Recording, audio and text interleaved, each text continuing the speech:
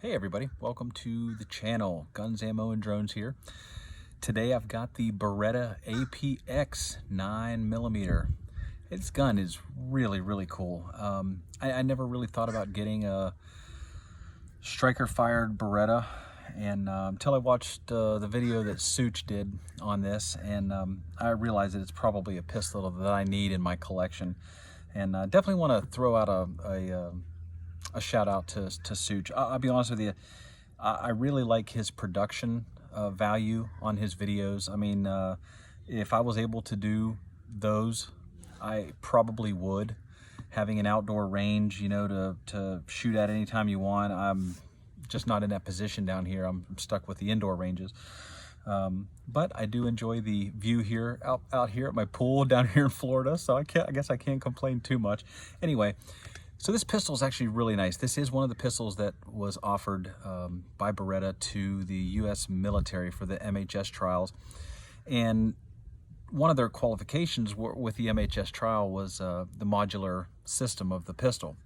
And other than, let me grab it here, other than the Sig Sauer P320, the M17, other than that gun, this one here is the only other one that I could see that is technically modular, because this one here, much like the M17, has a modular frame to it. Basically, the frame here, the bottom part of the gun, it can be completely changed out. The inner workings of the gun is the serialized portion, and which is considered the pistol, and it just pops right out. Now, I haven't taken it out of this pistol. I'm not going to. I am going to take this gun apart here shortly and kind of show you how it's done. But it's a little bit longer of a process than it is with the M17. The M17 just pulls right out. This one here, you have to punch this pin out right here in order to actually take the serialized portion out. So let's start here at the bottom. It comes with two magazines, which are really nice magazines. They're both 17 round mags, and it's got this little indentation right here, kind of cool looking, to grab in case you ever have to if you have a jam or something and you need to grab it and get it out. So the gun is clear. There's nothing in it. The hand grip itself, I really like this design. The backstrap here is removable, and we'll kind of cover more of that here in a little bit too. It's the weirdest thing. It's totally different design in how you take this thing off as opposed to a lot of other handguns, or actually most other handguns. It's kind of a pain in the butt, to be honest with you, and I'll get to that here in a minute. I really do like the finger grooves on this gun, much like the Glocks and one of my Tauruses. It's got the finger grooves, and I really like them. It really does allow my hand to get a good grip of the gun and not move, along with the grip texture right here, which is like it's not really as grippy as, let's say, the Smith & Wesson. It's probably 25 or 30% less grippy than the Smith & Wessons, but it's still pretty nice. It does have the pyramid checkering on the back here on the back strap, and it also has the pyramids right here on the front strap too, so you really do get a good hold of this gun. Ambidextrous controls. You do have your slide release and your slide stop. Now, this is one of the pistols I'm really happy that it does both, because I don't know about you guys, but when I finish up that last round and I pop another magazine in, I'm the kind of guy who wants to use that as the slide release. That's just the way I've been doing it. I'm happy doing that. I'm comfortable doing it. And this particular pistol is easy to drop with just the one thumb. It's easy, and I really appreciate that they made that easy enough to do. Magazine release is reversible, so if you do want to switch it out, you can. No big deal. And it actually has a really good positive eject as far as the magazine. Just kind of gets a little help there to come out. The sights are stainless, or they're steel. They probably are stainless at some point. They are steel, just regular 3-dot white sights, pretty nice. Now you will notice the rail up here, like on most other pistols, and that's common. The trigger, fantastic trigger. Let me go ahead and pull it. It's kind of hard to see with the sunlight, but it has very little take up. I mean, a 1/16 of an inch, which is nothing at all. It does have the trigger safety. It's got the 2-piece trigger. You hit that wall within a 1/16 of an inch, and then it takes about 4.5 to 5 pounds, I'm guessing, to do that. And then as far as the reset, if you guys are into resets, I'm not really into resets all that much. It doesn't really matter to me. I just enjoy shooting the guns. But if you're into that, listen to this, or if you can see it, let me see if I can get a good view of it here. It's also about an 1/8 of an inch reset with a positive sound. If you can hear it, you can feel it. It's got a very, very quick reset on this pistol. This thing is just impressive in so many ways. The slide itself, you'll see that the slide is completely different than any other pistol that's probably on the market. It has very wide slide serrations that do extend throughout the entire length of the slide, and it really does allow you to grip this thing pretty much anywhere. If you're into press checks, I mean, there's just so much room, and it just grabs every portion of your hand, so it makes it very, very easy to rack the slide, to do press checks, whatever you need to do. Just a fantastic finish. I don't know what the finish is on this, but it is really, really nice. It reminds me of the Armor Knight on the Smith & Wesson, just as a really durable finish to it. So as far as taking down the pistol, I did one video and I just could not get the damn thing to tear down. The first week, or not first week, but the first couple days that I had this, it was kind of a pain to tear this thing down. The process is, and I've seen it on videos a couple different ways. You can lock the slide back, and then you can push this little button in while simultaneously pulling this down. Now you'll see that on most pistols that have this type of takedown lever, all you have to do is rack the slide back in the lock position and then pull this down. Well, it's totally different with this pistol. It's kind of a pain in the butt. And I've also found that you don't have to pull the slide back, so that's kind of nice too. Now, it can be difficult. You push in on this button, okay, at the same time pulling down. Oh, it went, oh, there we go. So pulling down on the slide release here, whatever you want to call it, the tear down lever, okay? And then you can either pull the trigger, and it usually will slide right out. Why it's not doing it right now? It's because it locked back. Sorry about that, guys. There we go. So let's see here. It's just one of those things with this pistol. I tell you, it's the weirdest thing. I will eventually get this. Why it's not doing it, I don't know.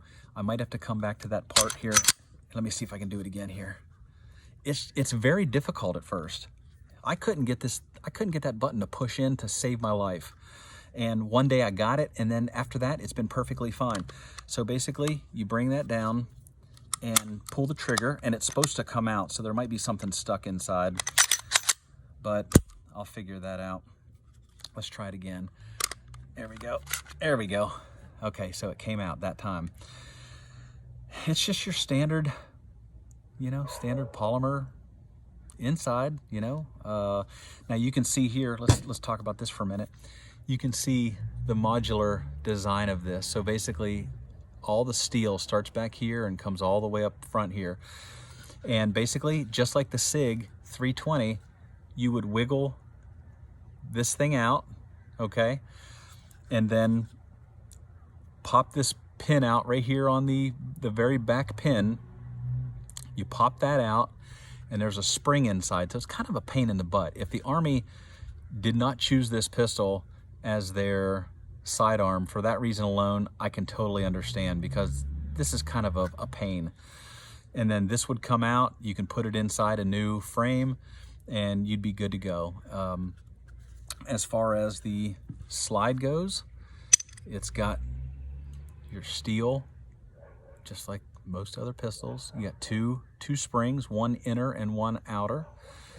And then you've got your standard Browning barrel. And it's got polished feed ramp, which is nice. And putting it back together is basically the same way. Let's go this way and push that in. All right. Now, one of the nice features, I'm gonna get this started. Okay. One of the really nice features of this is that when you put it back together, you don't have to worry about this lever, because you'll see that it's going to flip up all by itself. See that? You didn't have to lock it back and then pull that up. It's just saved you an extra step, and then boom.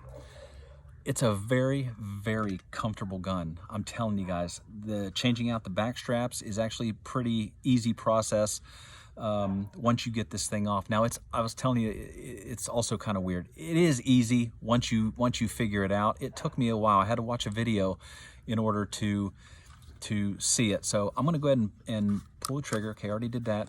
I'm gonna go ahead and tear it down. I should have done this a minute ago while I had it open. Okay, I know you're probably not gonna be able to see this in there, and I really wish I had something here. Let me see, okay, so basically right in front of all your sear, right here, and your spring and things like that, it's towards the back here, but there's a little lever that looks like a little hook.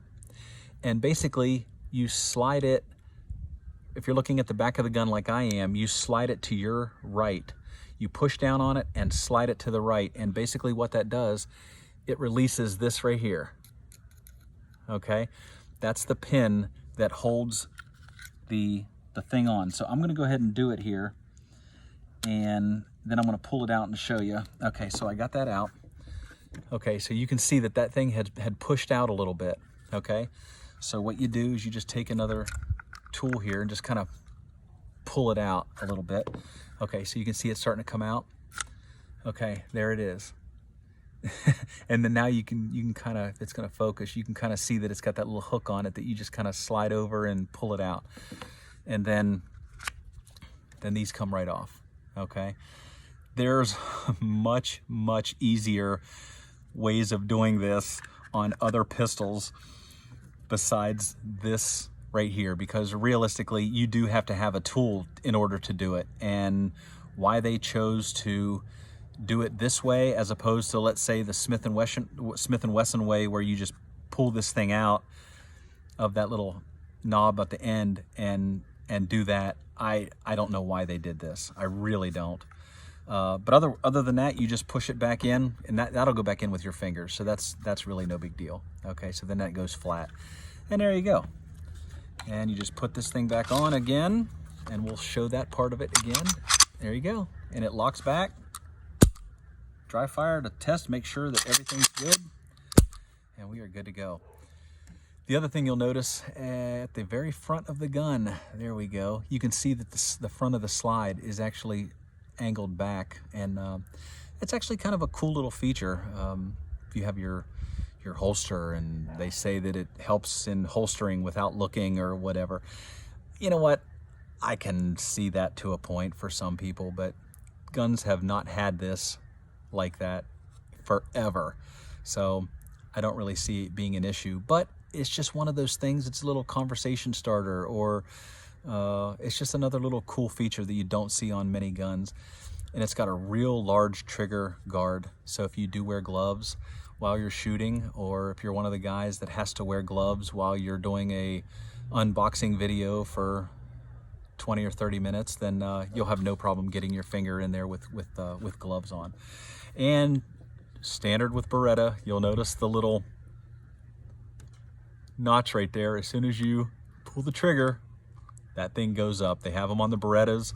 I don't know about like the Nano or any other Beretta pistol, but on this one here, it definitely does that. That's the firing pin safety unlocking whenever you do that. So other than that, that's pretty much it about the gun. It's got a great fit and finish. I mean, it feels rock solid. It's got this nice cutaway under the trigger guard here, so that you can get a really good feel with your fingers underneath the gun.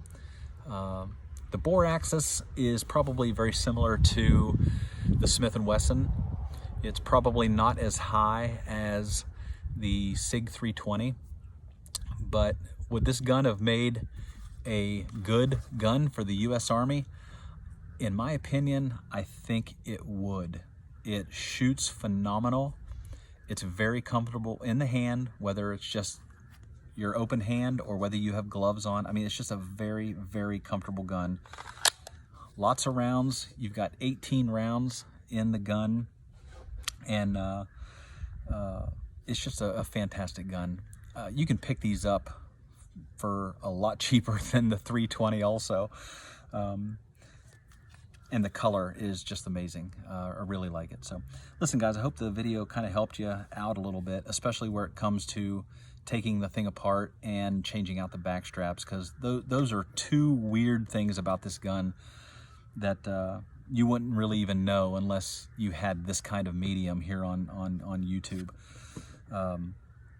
It is a pain in the butt to take out the actual pistol part, the serialized internal mechanism, because of this pin, and then there's a spring you have to get to wrap around that pin. It's a pain, but anyway, the gun is still worth it. I will highly suggest getting one of these if you have the option, if you have the money, or if you have the desire to get one. I don't think you'll be disappointed. It's very comfortable. Guys, thanks a lot, and check back with me here for some more videos. Thank you. See you later.